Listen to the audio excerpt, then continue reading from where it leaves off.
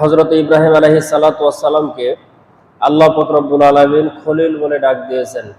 ইব্রাহিম আলাইহিস সালাতু ওয়াস সালামের কালেমা ছিল লা ইলাহা ইল্লাল্লাহ ইব্রাহিম খলিলুল্লাহ। তার সন্তান ইসমাঈল আলাইহিস সালাতু ওয়াস সালামের কালেমা ছিল লা ইলাহা ইল্লাল্লাহ ইসমাঈল যাবিহুল্লাহ।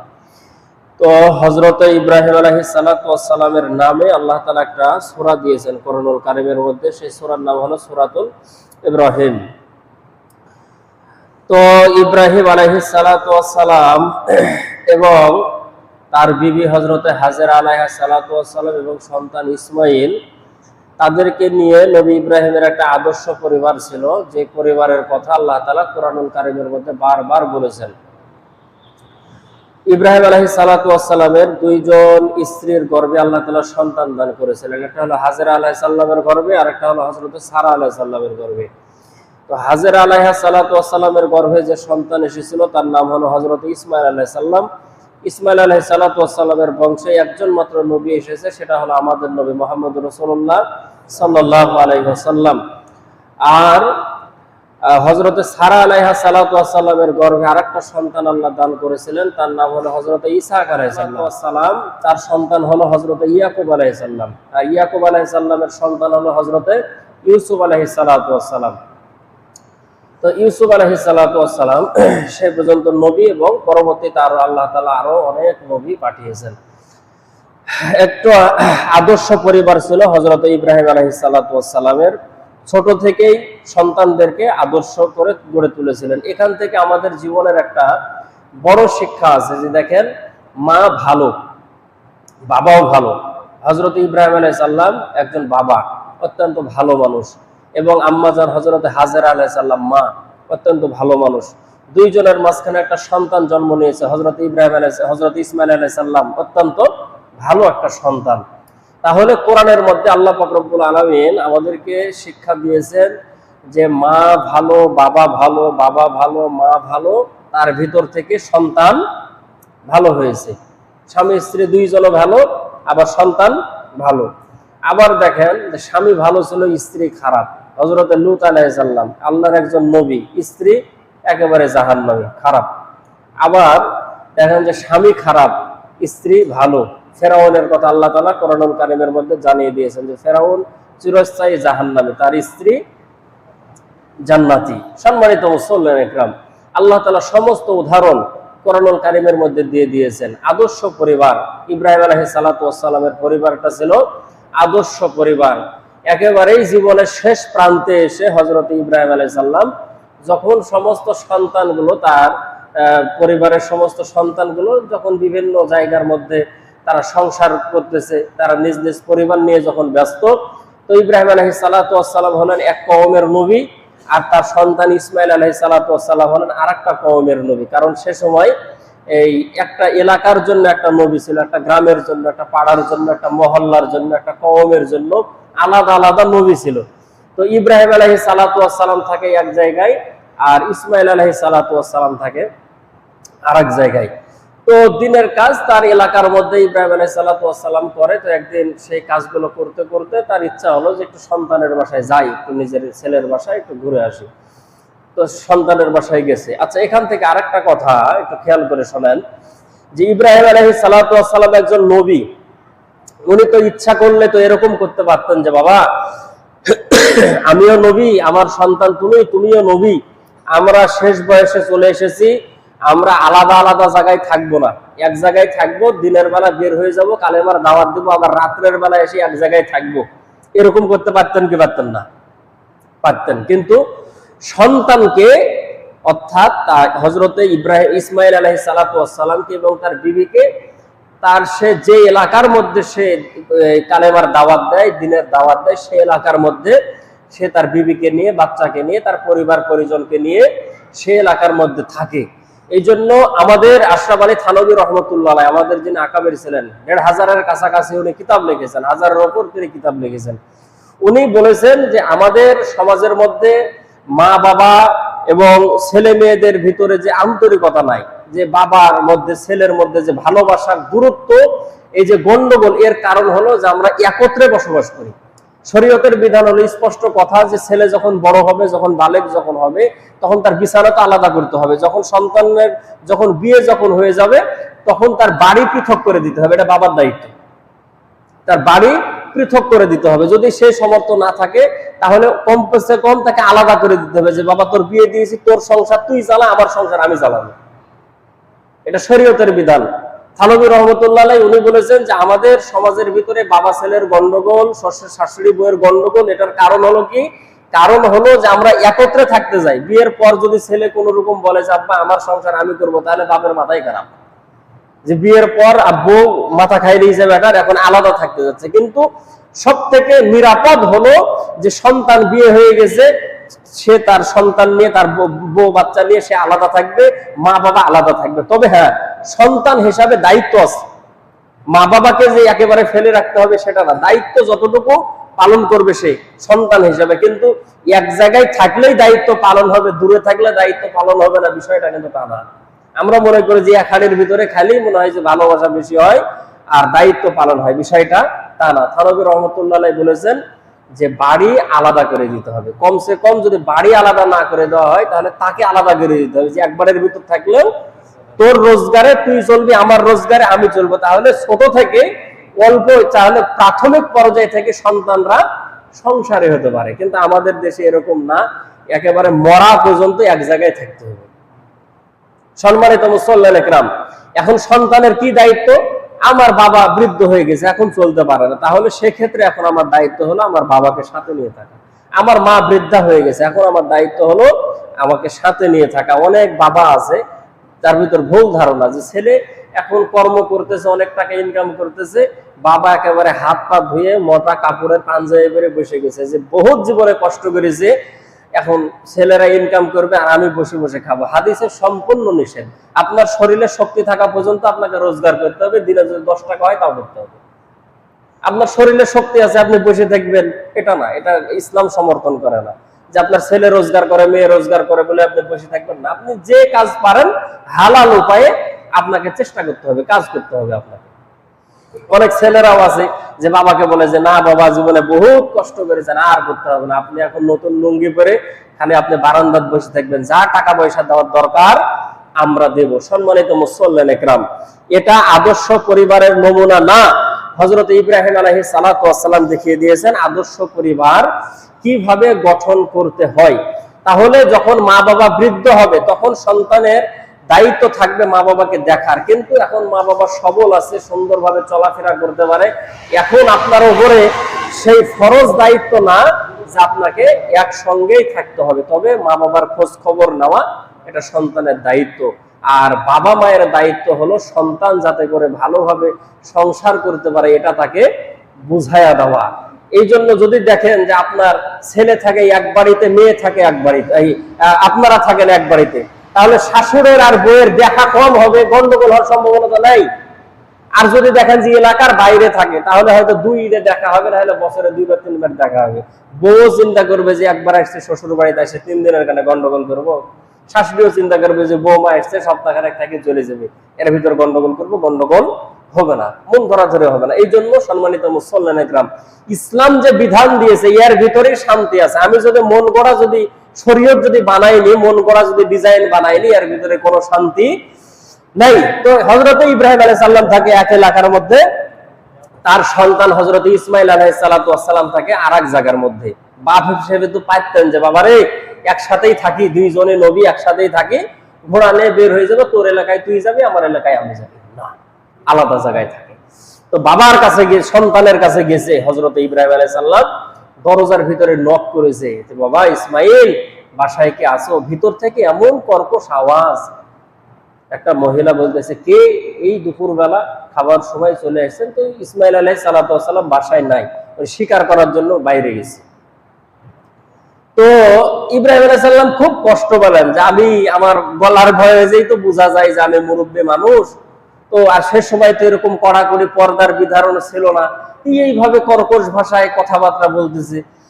তো জিজ্ঞেস করলো যে তুমি কে? বলে আমি ইসমাইলের বউ। বলে কেমন আছো? বলে খুব একটা ভালো নাই, খাওয়া দাওয়া কেমন হয়? বলে না, কোনোদিন খাই কোনোদিন না খায়া থাকি, এরকম মানে একটা বিজিকিট্টি কথাবার্তা বলে ইব্রাহিম আলাইহিস সালামের বিদায় করে দিল। তো সে সময় ইব্রাহিম আলাইহিস সালাম যাওয়ার সময় বলতেছে যে দেখো, তোমার স্বামী যখন বাসায় আসবে তখন বলবা যে ঘরের চৌকাঠটা খুব একটা ভালো না, ওটা যেন চেঞ্জ করে ফেলে। চলে এসে তো সন্ধ্যাবেলা যখন ইসমাইল আলাইহিস সালাম যখন বাসায় আসছে, তো খাওয়া দাওয়া শেষ করার পরে বউ বলতেছে যে আজকে একটা মুরব্বী আসছিল, আসার পরে কেমন আছে, কি খোঁজ, কি খাই না খাই, বহুত ধরনের প্রশ্ন। তো তুমি কি বলেছো? খাওয়া একদিন খাই আর একদিন না খাই, স্বামী যেদিন রোজগার করে সেদিন খাইতে পাই, যেদিন করে না সেদিন খাইতে পাই না। বলে আর কি জিজ্ঞেস করেছে? বলে আপনার কথা জিজ্ঞেস করেছিল। তো বললাম যে বনে গেছে শিকার করার জন্য। বলে কিছু কি বলেছে? বলে বলেছে একটা কথা। কি? তো বলছে যে যাওয়ার সময় বলেছে যে ঘরের চৌকাঠ ভালো না, চেঞ্জ করতে। এ কথা বলার সাথে সাথে হযরত ইসমাইল আলাইহিস সালাম চোখ কেটেছে, কারণ তিনিও একজন নবী, ইব্রাহিম আলাইহিস সালাম একজন নবী। নবীর ইশারা নবী বুঝে। ঠোঁটের মোশন দেখেই বলে যে কাকা আগুন দাও। সবার কাছে তো সবাই যায় না, কারণ ঠোঁট দেখে বুঝতে পেরেছে যে আমিও যে মাল খাই কাকাও সেই মালই খায়। সবার কাছে সব জিনিস সবাই যায় না। ইব্রাহিম আলাইহিস সালামের এই কথা শোনার পরে ইসমাইল আলাইহিস সালাম চমকে উঠেছে। এই সর্বনাশ, সে কথা বলেছে? বলে হ্যাঁ। সাল্লাম বললেন যে দেখো, ইসমাইল আলাইহিস সালাম বললেন যে দেখো, উনি কোনো সাধারণ মানুষ ছিলেন না, উনি ছিলেন জামানার পয়গম্বর, আমার বাবা হযরত ইব্রাহিম আলাইহিস সালাম। আমার বাবা ঘরের চৌকাঠ পাল্টাতে বলেছে, আমাদের মতো বেটা হলে বলতো যে আব্বা হয়তো বহুত দিন পরে এসেছে, কোন ঘরের জান্নার চৌকাঠ হয়তো রুয়ে খাই নিয়েছে, এর জন্য চেঞ্জ করতে বলেছে। ইসমাইল আলাইহিস সালাম বললেন যে তোমার সাথে আর সংসার করা আমার সম্ভব না, চৌকাঠ চেঞ্জ করতে বলেছে মানে তোমাকে তালাক দিতে বলেছে, তোমাকে আমি বিদায় করে দিলাম। তো হযরতে ইব্রাহিম আলাইহিস সালাম বললেন যে ঘরের চৌকাঠ চেঞ্জ করো আর তালাক দিয়ে দিলেন। এই কথাটা মনে রাখেন। তিনি আর কি বউকে তালাক দেওয়ার পরে কিছুদিন পরে একটা বিয়ে করেছেন সম্ভ্রান্ত পরিবারে। আরো দীর্ঘ 3 বছর পর ইব্রাহিম আলাইহিস সালাম আবার আসছে। আসার পরে দরজার ভিতরে নক করেছে, কপালের কি পেঁয়াজ, সেদিনও ইসমাইল আলাইহিস সালাম বাড়িতে নাই। তো দরজার ভিতরে যখন নক করেছে তো দরজা খুলে দিয়েছে, মাথার উপরে কাপড় দেয়া সুন্দর একটা মেয়ে বের হয়ে আসছে। আসার পরে সালাম দিয়েছে। ইব্রাহিম আলাইহিস সালাম জিজ্ঞেস করতেছেন যে মা কেমন আছো? তো বলতেছে আলহামদুলিল্লাহ ভালো আছে। খাওয়া দাওয়া কেমন হয়? তো আলহামদুলিল্লাহ, রিজিকের মালিক আল্লাহ, আল্লাহ খাওয়ায়। তোমরা কেমন আছো? আলহামদুলিল্লাহ ভালো আছি। তোমার স্বামী কোথায়? তো আমার স্বামী তো বনে গেছে শিকার করার জন্য। বলে ঠিক আছে থাকো। বলে যে না, আপনি মুসাফির মানুষ, এত পথ অতিক্রম করে আসছেন আমাদের খোঁজ নেওয়ার জন্য, কেউ তো এরকম খোঁজ নেয় না।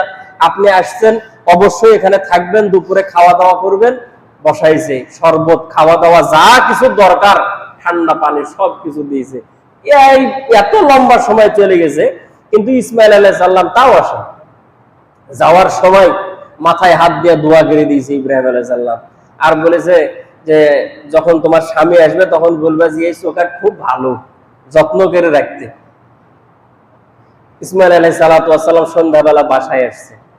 আসার পরে বলতেছে যে বাসায় কি কেউ আসছিল নাকি? বলে একটা বৃদ্ধ মানুষ আসছিল। শোনার সঙ্গে সঙ্গে ইসমাইল আলাইহিস সালাম চমকে উঠেছে, কারণ 3 বছর আগের এক অভিজ্ঞতা আছে যে এক বৃদ্ধ মানুষ আসে, এক বউ তালাক হয়েছে। বলে কি হয়েছে? বলে আসছিল, উনি রুমের ভিতর ঢুকবে না, বাড়িতে ঢুকবে না, আমি খুব জোরাজোরি করে ডাকেছি, ওনার মেহমানদারি করেছি, তারপরে বিদায় করেছি। বলে সে কি কিছু বলেছে? বলে যাওয়ার সময় বলেছে যে চৌকাঠ খুব ভালো, এটার যত্ন করতে। ইসমাইল আলাইহিস সালাম মুস্কি হাসি দিয়ে বউকে বুকের সঙ্গে নিয়ে বলতেছেন যে এটা তোর জন্য খুব খুশির সংবাদ যে আমার উনি বৃদ্ধ মানুষ ছিলেন, আমার বাবা হযরত ইব্রাহিম আলাইহিস সালাম তোর ব্যবহারে সন্তুষ্ট হয়েছে এবং তোকে ভালোবাসার কথা, যত্ন নেওয়ার কথা বলেছে। বলেন সুবহানাল্লাহ। এখন আসেন, দুটাই মেয়ে, কিন্তু দুজনের ভিতর পার্থক্য আছে না নাই? আসমান জমিন পার্থক্য। এখন ইব্রাহিম আলাইহিস সালাম প্রথমটা বললেন যে চেঞ্জ করতে, আর চেঞ্জ করে দিয়েছেন। দ্বিতীয়টা বলেছেন যে ভালো করে যত্ন করে রাখতে।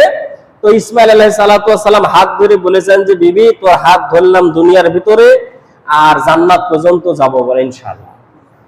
এখন আসেন যে ইব্রাহিম আলাইহিস সালাম বললেন বউকে তালাক দিতে, ইসমাইল আলাইহিস সালামকে সরাসরি বলেন না, ইশারায় বলেছেন আর তালাক দিয়ে দিয়েছেন। তাহলে এখন কি শরীয়ত কি এরকমই যে বাপ বলবে যে বউ এক তালাক দিয়ে দিতে, আর তালাক দিয়ে দিতে হবে নাকি? যে আমার বাপ এসে বললো যে তোর বউ ভালো না, তালাক দিয়ে দে, আর ঘাট করে তালাক দিয়ে দিতে হবে? না। ইব্রাহিম আলাইহিস সালাম উনি হলেন নবী, আল্লাহ তাআলার ওহী প্রাপ্ত উনি নবী, আল্লাহ পাক রব্বুল আলামিন ওনার সঙ্গে সরাসরি কথা বলতেন, ওনাকে জানাতেন। আর নবীরা নিজের মন গড়া কোনো কথা বলতেন না, আল্লাহ তাআলার পক্ষ থেকে ওনাকে বলা হয়েছে, এই জন্য উনি এই ইশারা দিয়েছেন। এই জন্য আপনার বাপ মাঠ থেকে মাল খেয়ে কাল হয়ে চলে আসলে, আসার পর বললো যে তোর বউ ভালো না, পানি চাইলে পানি দিল না, আপনি ঘাট করে মেরে দিলেন তালাক। এই কথা শরীয়ত বলে নাই। অনেকেই আছে এটা ভুল ধারণা যে না হুজুর, বউ খুবই ভালো, শ্বশুর শাশুড়ি খুবই ভালো, কিন্তু আমার আব্বা আম্মা যে বলছে যে বউ চলবে না, তালাক দিয়ে দিতে হবে, তাহলে কি আমি বাপ মায়ের অসন্তুষ্ট করে এই বলিয়া সংসার করবো, করে আমার জান্নাত হারাবো? ইসলাম আপনাকে এই কথা বলেনি।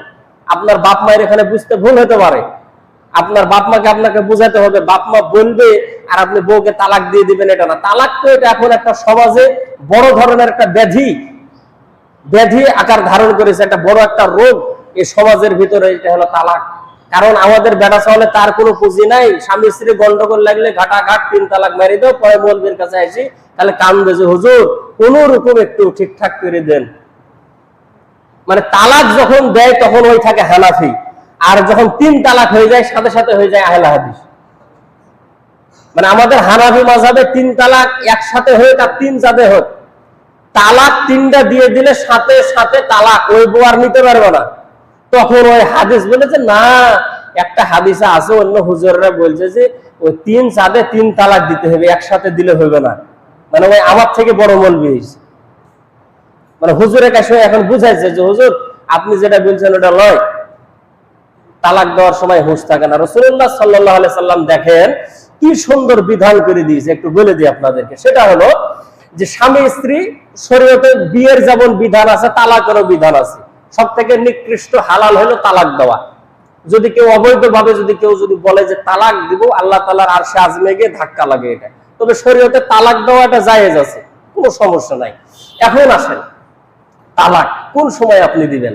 স্বামী স্ত্রীর ভিতরে তুমুল আকারে গন্ডগোল, আপনাকে এখন দেখতে হবে যে কি কারণে গন্ডগোলটা হয়েছে, কি কারণে গন্ডগোল। এটা স্বামী হিসাবে, আমি স্বামী হিসাবে, আপনি স্বামী হিসাবে বের করতে হবে যে এটা কি কারণে এই গন্ডগোলটা হয়েছে। গন্ডগোল যেই কারণে হয়েছে সেই বিষয়ে হাদিসে আসছে যে স্ত্রীকে ওয়াজ করতে হবে। ওয়াজ মানে মেম্বারে বসে যে ওয়াজ করে হুজুররা যে জালসা করে, এই ওয়াজ না, অর্থাৎ উপদেশ দিতে হবে, বুঝাইতে হবে স্ত্রীকে। কি কারণে? যে আপনার মা স্ত্রীর সঙ্গে খারাপ ব্যবহার করে, বাপ খারাপ ব্যবহার করে, আপনার ছোট বোন আছে সে খারাপ ব্যবহার করে, কোন কারণ নিয়ে আপনার সঙ্গে মনোমালিন্য, কোন কারণ নিয়ে সমস্যা হচ্ছে, এটা নিয়ে তাকে প্রাথমিক পর্যায়ে বুঝাইতে হবে যে দেখো আব্বা আম্মা হয়তো মুরব্বী মানুষের কথা বলেছে, বাদ দাও তো এগুলো, তাকে বুঝানোর চেষ্টা করতে হবে। এখন দেখতেছেন যে কিছু বেটি ছেলে তো আছে যারা বুঝে, তারা তো বুঝে, আর যারা না বুঝে ঘাটটারা বুঝবে না, হাজার রকমের বোঝান আপনি, এখন এই বুঝলো না। এখন যদি বুঝে, তাহলে দ্বিতীয় অপশন, আপনি ওয়াজ করার পরে, ওয়াজ নসিহত বুঝানোর পরে যদি সে না বুঝে, দ্বিতীয় নাম্বার অপশন হলো কি, শোনেন, এক খেয়াল করে শুনবেন, দ্বিতীয় নাম্বার অপশন হলো তাকে বাইরে নিয়ে যাওয়া, ঘুরতে নিয়ে যাওয়া। ওই যে বিয়ে করে নিয়ে আসছেন বাড়ি, তার জীবনে কোনোদিন ঘুরতে নিয়ে যাননি, আর বাড়ির বসে থেকে বিরক্ত লেগে গেছে। এখন আপনি পানি চাইলে ওই বিরক্ত হয়, যদি বলেন যে একটু কাপড়টা ধুই দাও, তাও বিরক্ত হয়। সব কাজই বিরক্ত, কারণ বাড়ির থাকতে থাকতে মনের ভিতর অস্বস্তি বেরিয়ে গেছে। আপনার কি করতে হবে? একটু বাইরে ঘুরতে নিয়ে যেতে হবে। খালি পদ্মা গার্ডেন থেকে ঘোরাই নিয়ে চলে আসবেন না, আসার সময় সাহেব বাজারে ঢুকে, এটা সাহেব বাজার আবার হাদিসে নাই, মানে ঘুরতে নিয়ে যেতে হবে স্ত্রীকে। আর আসার সময় কি করবেন? যে ভালো পোশাক আশাক কিনে দেওয়া, জামা কাপড় কিনে দেওয়া। হাদিসে আসছে কি ঘুরতে নিয়ে যাবেন। দ্বিতীয় অপশন কি? স্ত্রীকে বেড়াতে নিয়ে যাবেন, ভালো জামা কাপড় কিনে দিবেন। কি পছন্দ করে? শাড়ি পরতে পছন্দ করে, না থ্রি পিস পরতে পছন্দ করে, না কি পরতে পছন্দ করে, সেটা ভালো ধরনের পোশাক কিনে দিবেন। দেখবেন যে বেড়াতে নিয়ে গেছেন, দেখবেন যে মন ফ্রেশ হয়ে গেছে, ভালো হয়ে গেছে। জামা কাপড় কিনে দিয়েছেন, 2-4টা কাপড় কিনে দিয়েছেন, থ্রি পিস বানাই দিয়েছেন, এই করে দিয়েছেন, দেখবেন যে মন ভালো হয়ে গেছে। এটা হলো দ্বিতীয় অপশন। প্রথমে ওয়াজ করলেন, হলো না, ঘুরতে নিয়ে গেলেন, জামা কাপড় কিনে দিলেন, তারপরেও দেখতেছেন যে না, টেরামো ভাব এখনো যায়নি, তাহলে আপনাকে বিছানা আলাদা করে দিতে হবে। বিছানা আলাদা বলতে এরকম হতে পারে যে বাড়ির কেউ জানছে না, আপনাদের দুইজনের ভিতরে এরকম হচ্ছে, আপনি থাকেন বিছানার এক মাথায়, আপনার বউ থাকে এক মাথায়, মাঝখানে 5 কেজি ওজনের একটা কোলবালিশ আছে, এটা মাঝখানে দেওয়া আছে, দুজন দুই মাথায় থাকেন। এটা একটা বিছানা আলাদা হতে পারে। আরেকটা আলাদা হতে পারে যে বাড়িতে আপনার 5টা 7টা ঘর আছে, আপনার বউ আপনার ওই ঘরেই থাকে, আপনি যে অন্য ঘরে থাকেন, বিছানা আলাদা করে দিতে হবে। তাহলে যাতে করে বুঝে যে না আমার স্বামী আমার উপরে অসন্তুষ্ট, বিছানাটা আলাদা করে দিয়েছে। দেখতেছেন যে না বিছানা আলাদা করলেও দেখেন যে কাজ হচ্ছে না। তাহলে 4 নম্বর হলো তখন শাসন করতে হবে। শাসন বলতে মায়ের ঠ্যাং ঠ্যাং ভেঙে ফেলে দিবেন তা না। শাসন বলতে যেটা মুফাসসির ইকরামগণ তো বহুত ভাবে শাসনের কথা বলেছেন, আমরা হুজুররা যেটা প্রসিদ্ধ বলি যে যেটা শাসন, যেটা মায়ের, তাও আবার 4 জায়গাত মারা যাবে না, মাথা, মুখে, বুকে, পিঠে, এই 4 জায়গাত মারা যাবে না। কোমরের নিচের দিক মারতে হবে, তা আবার বড় কুদালের দাঁত দিয়ে মারি ভেঙে ফেলে দিবেন পাটা, এটা করা যাবে না। 1 বিঘত লাঠিয়ে দেবে মেসওয়াক সমান। কেউ বলেছে যে না ওটা দিয়ে মারলেও যদি লাগে তাহলে কোল বালিশ দিয়ে মারতে হবে যাতে করে না আঘাত লাগে জোরে। মুফাসসিরিন ইকরামগণ বহুত ভাবে এটা বলেছেন। এক কথায় শাসন করতে হবে, যেভাবে শাসন করা দরকার শাসন করবেন। এখন দেখা গেল যে আপনি একা একাই চেষ্টা করার পরেও হলো না। এখন আপনার যারা মুরব্বী আছে, 5 নম্বর অপশন কি, আপনার মুরব্বী এবং আপনার স্ত্রীর পক্ষের যারা মুরব্বী আছে, এটা আপনার বাপ মা, আপনার শ্বশুর শাশুড়ি বা যারা গার্জিয়ান, তবে চেষ্টা করবেন যাতে করে আপনার বাপ মা, ভাই বোন, আপনার শ্বশুর শাশুড়ি, এরকম আত্মীয়দের ভিতর দ্বারা যাতে করে সমস্যার সমাধান হওয়ার চেষ্টা করবেন আর কি, যাতে করে সমস্যার সমাধানটা হয়ে যায়। যখন আপনি পাড়া প্রতিবেশী, মোড়ল মাতব্বর, হাবি জাবি সবকিছু নেবেন, তখন মনে করবেন ওটা আর পরিবার থাকে না, আপনার পরিবার তখন মানুষের হাতে চলে গেছে। আমার স্বামী স্ত্রীর গন্ডগোল যদি মোড়লের দিয়া যদি করাতে হয়, এর থেকে লজ্জার কথা আর কি হবে বলেন? এই জন্য স্বামী স্ত্রীর গন্ডগোল মিটাবে কে? আমার বাপ মা আছে, আমার স্ত্রীর বাপ মা আছে, আপনার বাপ মা আছে, আপনার স্ত্রীর বাপ মা আছে, আপনাদের স্থানীয় যারা যারা মুরব্বী আছে তাদেরকে নিয়ে আপনি বসবেন। বসার পরে সমাধানের চেষ্টা করবেন। আপনি ফেল করে গেলেন 5 নম্বর অপশনে, যে করা গেল না। এখন 6 নম্বরে এসে তালাক দিতে হবে। কথা কি বুঝেছেন? এখন 6 নম্বরে এসে তালাক, আর আপনার মাথা গরম হয়ে গেল, ঘাটাঘাট, তুই তালাক, তোর মা তালাক, তোর বাপ তালাক, তোর 14 গোষ্ঠী তালাক। পরে এসে হুজুরের কাছে কাইনছেন যে হুজুর রাগের মাথা দিয়ে দিয়েছে, রাগে তালাক দিলে তালাক হবে। আপনি রাগে যদি 3 বার কবুল বলেন তো ওই সময় বিয়ে হবে না।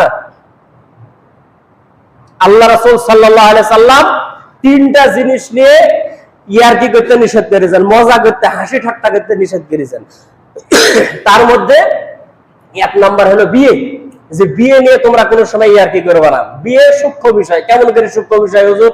যায় ছেলে আসে, তারপরে মেয়ের বসে, তারপরে ইজাব কবুল বহু ধরনের, এটা তো একটা সিস্টেমে বিয়ে হয়। বিয়ের কয়েকটা ধরন আছে। আপনি যদি কোনো ছেলেকে বলেন যে তুমি যদি এমবিবিএস ডাক্তার যদি হতে পারো তাহলে আমার মেয়ের সাথে তোমার বিয়ে দিব, এটা নিকায়ে শর্তিয়া, শর্তর সাথে বিবাহ। ওই ছেলে যেদিন এমবিবিএস ডাক্তার হবে, কোনো কাজীর ডাকার দরকার নাই, মন্দির ডাকার দরকার নাই, অটোমেটিক ওই ছেলের সাথে আপনার মেয়ের বিয়ে হয়ে যাবে। কথা কি বুঝতে পেরেছেন? হোশ করে কথা বলতে হবে যে তুই যদি ইঞ্জিনিয়ার হতে পারিস তো আমার বেটির সাথে তোর বিয়ে দিয়ে দিব। ওই যেদিন ইঞ্জিনিয়ার হবে আপনার বেটির সাথে সেদিন আর বিয়ে হয়ে যাবে।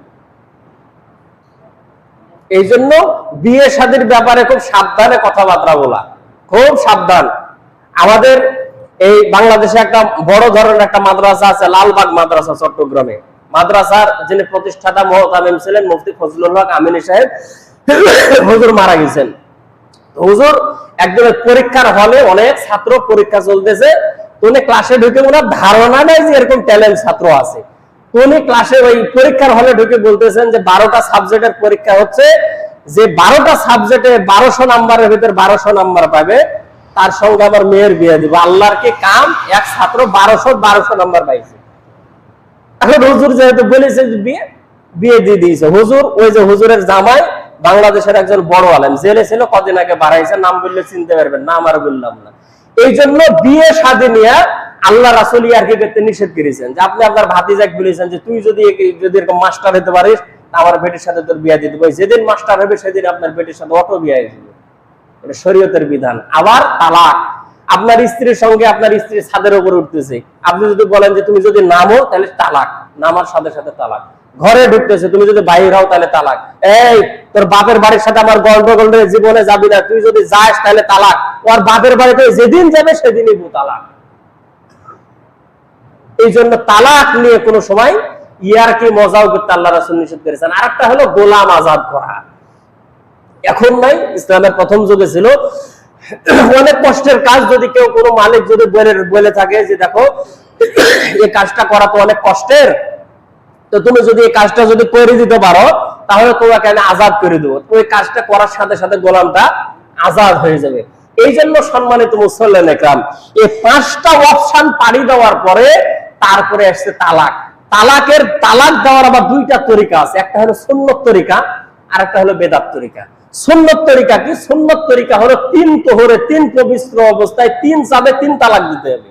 অর্থাৎ স্ত্রীর যদি হায়েজ অবস্থায় থাকে, মাসিক অবস্থায় যদি থাকে, ওই সময় তালাক দেওয়া যাবে না। যখন পবিত্র অবস্থায় থাকবে ওই সময় স্ত্রীকে তালাক দিতে হবে।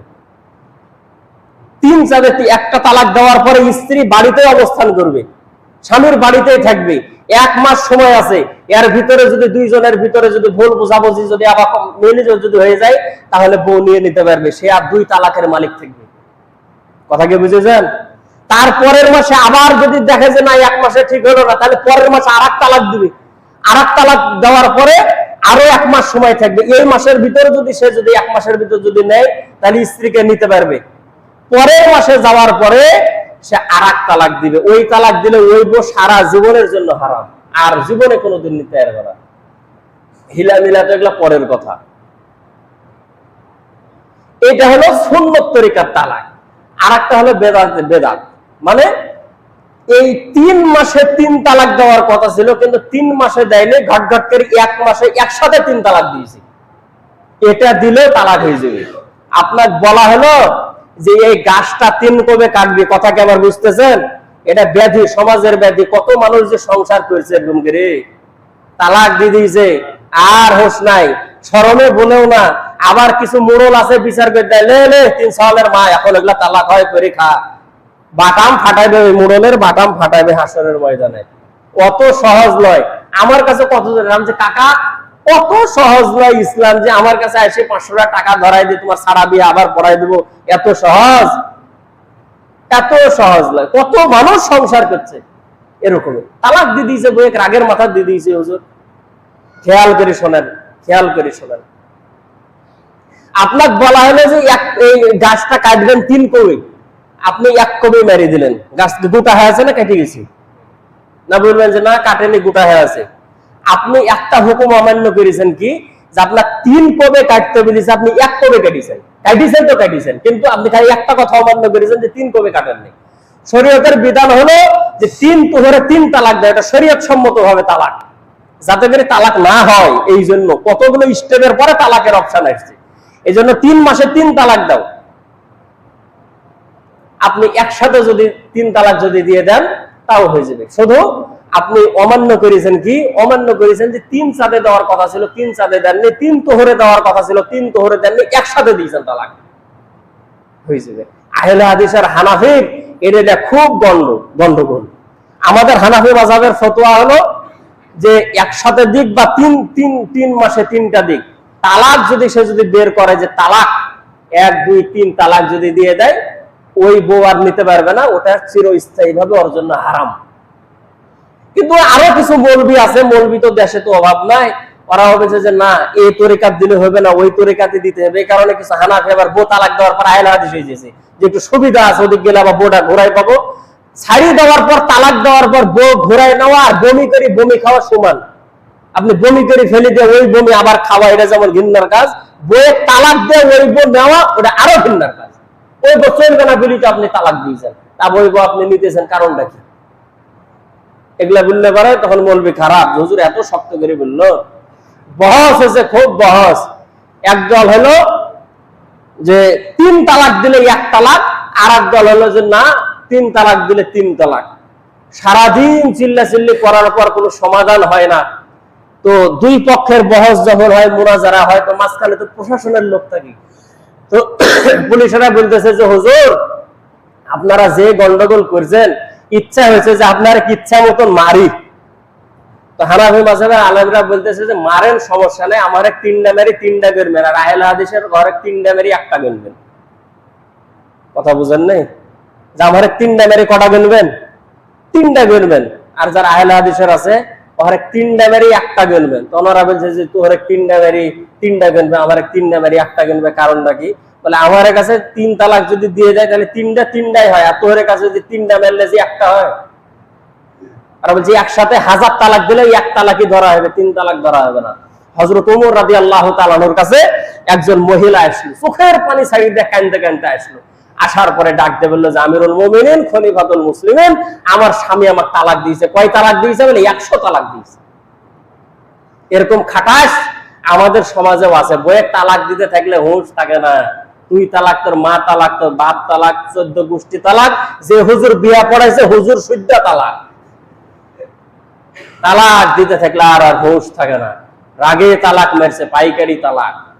তো হযরত ওমর রাদিয়াল্লাহু তাআলা প্রশাসনের লোক পাঠালেন যে যাও আর স্বামী ধরে নিয়ে আসো। স্বামী চলে আসলো, কি করেছ? আমিরুল মুমিনিন তালাক দিয়েছি। কয় তালাক দিয়েছো? বলে 100 তালাক। বলে 100 তালাক দিয়েছিস, ভালো করেছিস। 3 তালাকে তোর বউ তালাক, আর 97 তালাক তোর পিঠের উপর হবে। এরকম ওমরের মতো যদি 2-1টা বিচারক যদি থাকতো তাহলে তালাক মনে হয় কিছুটা কমতো। সম্মানিত মুসল্লিন একরাম, এই জন্য খেয়াল করতে হবে যে মুখে যেটা আসলো আর ঘট করে গুলি দিলেন, এটার দ্বারা কোনো সময় শান্তি আসে না। এর দ্বারা অশান্তি আর অশান্তি, সারা জীবন খেলে কাঁদবেন, কোনো সমাধান হবে না। কত মানুষ এরকম আসতেছে। হাটহাজারী মাদ্রাসায় একজন বড় মুফতি সাহেব হুজুর মারা গেছেন। তো আমাদের কওমি মাদ্রাসায় তো চেয়ার টেবিলে বসে না, বড় একটা গদি থাকে, গদির উপরে বসে, সামনে একটা ডেস্ক থাকে। তো হুজুরের গদির নিচে বড় একটা লাঠি থাকতো, লাঠি। বড় মুফতি সাহেব মানুষ মাসলা মাসাইল জিজ্ঞাসা করার জন্য আসে। তো হুজুরের কাছে যেটা আসে জিজ্ঞেস করে, কেউ যদি খালি তালাকের কথা বলতে আসে, লাঠি বাইর করি শুনানে মায়, এই মান না সেই মান। আগে মায়ের মারার পরে তখন বলতে যে বলে যে কিভাবে তালাক দিয়েছিস। এত সহজ, খালি মুখে আসলো, বিয়া করে নিয়ে আসতো, বলি তোমার শক্তি আছে বলে খালি তালাক। আরেকটা জিনিস মনে রাখবেন কি, যে অনেক সময় স্বামী স্ত্রীর গন্ডগোল হয়েছে, আপনি স্বামী কিছুই বলেননি, চুপচাপ আছেন, স্ত্রী আপনার 74 তালাক দেওয়া চলে গেছে। এটা মনে রাখবেন যে স্ত্রী যদি স্বেচ্ছায় যদি স্বামীর তালাক দেয়, সেই তালাক শরীয়তে গ্রহণযোগ্য না। ইসলাম এই অধিকার দেয়নি। কারণ ছেলেদের যা মাথা গরম, এর থেকে বেটি চাওয়ালের মাথা আরো গরম। কারণ বেটা চাওয়াল যা তালাক দেয়, এই তালাকের ক্ষমতা যদি বেটি চাওয়ালের হাতে থাকতো তাহলে আরো বেশি তালাক হতো। মহিলারা যদি তালাক যদি দেয়, স্ত্রী যদি স্বামীর যদি তালাক দেয়, সেই তালাক গ্রহণযোগ্য না। আমাদের দেশের কাজের খাতায় কোন একটা অপশন আছে, এটা শরীয়তেও আছে, যে কোন স্বামী যদি স্ত্রীকে যদি তালাকের যদি সেই দায়িত্ব যদি দেয়, যে দেখো আমি যদি তোমার ভরণ পোষণ, খাওয়া দাওয়া, হাবি যাবে, যে সমস্ত দায়িত্বগুলো আছে, এগুলো যদি ঠিক মতো তোমাকে যদি না দিতে পারি, তাহলে তুমি আমাকে তালাক দিয়ে চলে যেতে পারো। এটা তোমার অধিকার দেওয়া থাকলো। এই অধিকার যদি স্বামী যদি স্ত্রীর যদি দিয়ে যদি থাকে, তাহলে সেক্ষেত্রে তালাকটা গ্রহণযোগ্য। তাছাড়া স্বামী স্ত্রী গন্ডগোল লাগলে স্ত্রী বললো যে তোমার তালাক দিলাম, আর তোমার সংসার করবো না, এই তালাক হবে না। ওইভাবে তালাক দিয়ে যায়, ওই মেয়ে যদি অন্য জায়গায় যদি বিয়ে করে, তাহলে জেনার সংসার, পরের বিয়ে বাতিল, আগের বিয়ে ঠিক থাকে। কথা বোঝেন নাই? কত মেয়ে পালাই চলে গেছে, এক স্বামীর কাছে আছে, ওই স্বামী বাদ দিয়ে আরেক ছোড়ার সাথে চলে গেছে। একটা মেয়ে তালাকের পরে 3 মাস 10 দিন ইদ্যত পালন করতে হবে, 3 মাস 10 দিন ইদ্যত পালন করতে হবে। স্বামী যদি মারা যদি যায় তাহলে 4 মাস 10 দিন, তালাক যদি হয় তাহলে 3 মাস 10 দিন ইদ্যত পালন করার পরে তারপরে বিয়ে হতে, অন্য জায়গায় বিয়ে করতে পারবে, তাছাড়া হবে না। কেন? কারণ একটা পিরিয়ড হওয়ার পরে, একবার মাসিক হওয়ার পরে তার পেট পুরাপুরি পবিত্র হয়েছে কিনা এই ব্যাপারে সন্দেহ হতে পারে। আগে যে লোকের সাথে সংসার করতো, দেখতে একেবারে সুন্দর ফটফটা সাদা, পরে যে চলে গেছে যার সাথে, সে দেখতে ধারণ কুচকুচা কালো। এখন পালাই চলে গেছে, দেখা গেল যে বছর খানেক পরে একটা বাচ্চা হয়েছে, বাচ্চা দেখতে চেহারা ওই স্বামীর চেহারার সাথে মিল নাই। তখন সংসারে অশান্তি লাগবে কি লাগবে না? এই সাওয়াল বাদে আমার নারে আগের ডারে। ইসলাম এ সুযোগ দেয়নি যে তালাক হয়েছে তাহলে 3 মাস 10 দিন বাড়িতে থাকো, 3 পিরিয়ড বাপের বাড়িতে অবস্থান করবে, তার পেট যখন পরিষ্কার হবে তারপরে সে অন্য স্বামীর কাছে যাবে। এটা হলো শরীয়তের বিধান। আর এক স্বামীর কাছে আছে, ভালো লাগছে না, এই স্বামীর ছাড়িতে আরেক স্বামীর বাড়িতে, মানে বাপের বাড়িতে ডাইরেক্ট এই বাড়ি থেকে ওই বাড়ি চলে গেছে, হবে না, সম্পূর্ণ বাতিল, হারাম। এই পদ্ধতি সম্পূর্ণ হারাম পদ্ধতি, বাতিল। আজকে শরীয়ত কোথায়, ইসলাম কোথায়, আর আমরা কোথায়?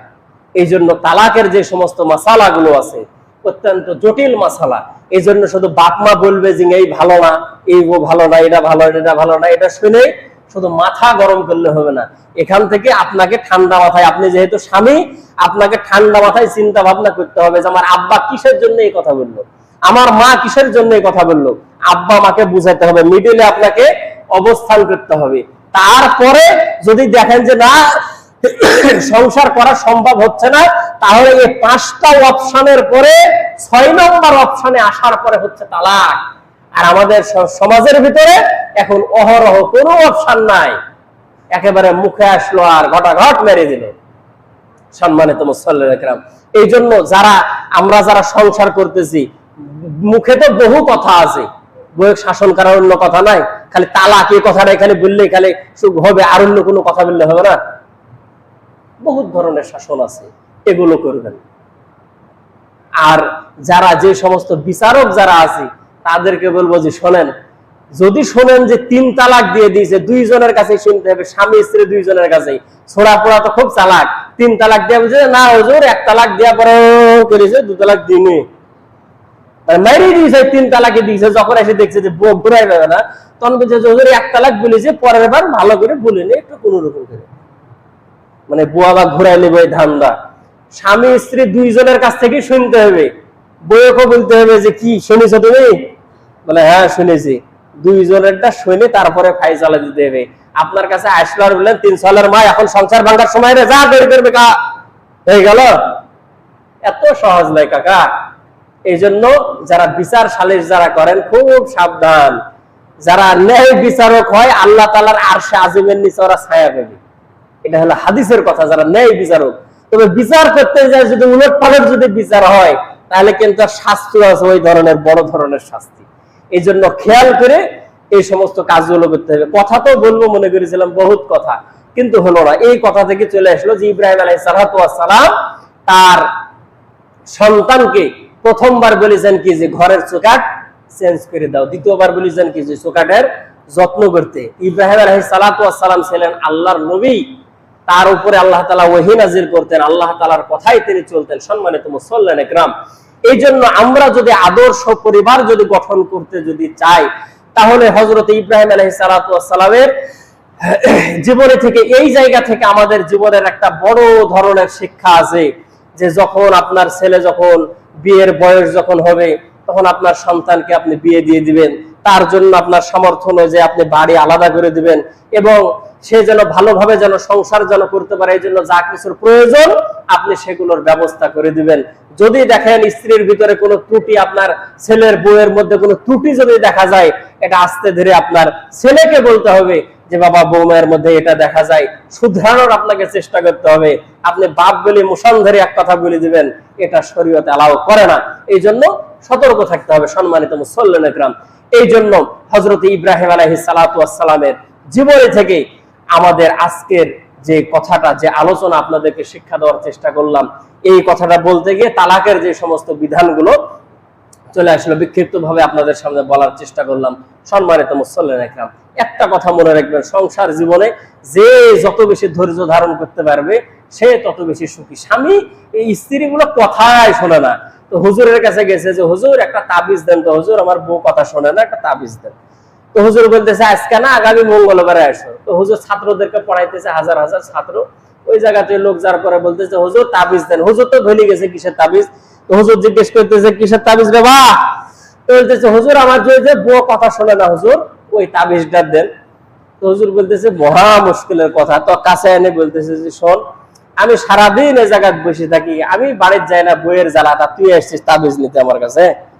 তো বলতেছে যে আর তাবিজ লাগবে না, বাড়িতে আর বউ যখন গন্ডগোল করে তখন খালি ওই একটা কথাই বলে যে হুজুরের বই কথা শোনে না, আমার বউ তো আরো শুনবে না। কথা বোঝেন নাই? আপনি মানুষের বুলি বাড়ান, এই জন্য বুঝে যে আপনার বই এরকম, আমি বলি না এই জন্য মানুষ বুঝে না। কথা বুঝতে পারেন না কথা? সংসার জীবনে যে যত বেশি সহনশীল সে তত বেশি সুখী। আপনার সুখের কথা মানুষের সামনে বলবেন, দুঃখের কথা কারোর সামনে বলবেন না। বইয়ের সাথে গন্ডগোল, এটা মানুষের বুলি বাড়ানোর কথা, যে আজকে বইয়ের সাথে বাটাবাটি লেগে গেছে, এটা মানুষের বলার কথা, এটা কোনো সময় বলবেন না। স্বামী স্ত্রীর ভিতরের কথা সব সময় নিজেদের মধ্যে রাখবেন। বন্ধু বান্ধবের সাথেও কোনো সময় এই সমস্ত পার্সোনাল বিষয় নিয়ে কোনো সময় আলোচনা করবেন না। এর দ্বারা স্বামী স্ত্রীর ভিতরের মহব্বত নষ্ট হয়ে যায়। বউ যখন জানতে পারবে যে ওর সাথে গন্ডগোল, আপনার বন্ধুর সাথে বলেছেন যে দুজন মিলে গন্ডগোল করলো, এটা বা তোমার বন্দুক বলতে হবে, তোমার এটাও ঢং নাই। এই যে একটা দুইজনের ভিতরে মহব্বত নষ্ট হয়ে যায়। এই জন্য ব্যক্তিগত পার্সোনাল লাইফের কথা, পার্সোনাল জীবনের কথা নিজের পরিবারের ভিতরে সীমাবদ্ধ রাখবো তো ইনশাআল্লাহ।